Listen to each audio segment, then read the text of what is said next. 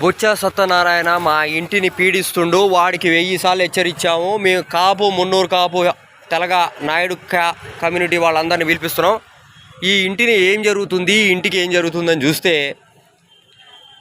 మాకు రెంట్ల రానియట్లేదు. అంటే రెంట్కి ఇయ్యం, ఇక ఇల్లు ఈ టూలెట్ బోర్డు తీయట్లేదు. ఆమె రెంట్కి ఇస్తే రెంట్కున్న వాళ్ళ మీదకి DCP Suresh Kumar, SP Tashrif Iqbal, DSP Venkatrao, Yellandu నక్సలైట్లు, ఇల్లందు మావోయిస్టులు మా ఇంటిని రెంట్కున్న వాళ్ళని ఆవహిస్తున్నారు.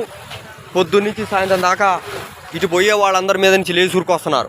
ఎప్పుడు తలకాలు పగులుతాయో, ఎప్పుడు చంపిపోతారో తెలీదు. పొద్దున్నుంచి సాయంత్రం దాకా ఎస్సీ ఎస్టీ వాళ్ళు ఎస్సీ ఎస్టీ వాళ్ళు ట్రైబల్ పీపుల్ మంత్రాలు యంత్రాలు పెడుతున్నారు.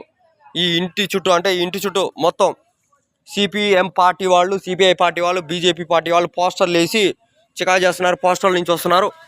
మేము ఈ ఏరియా మొత్తం మీద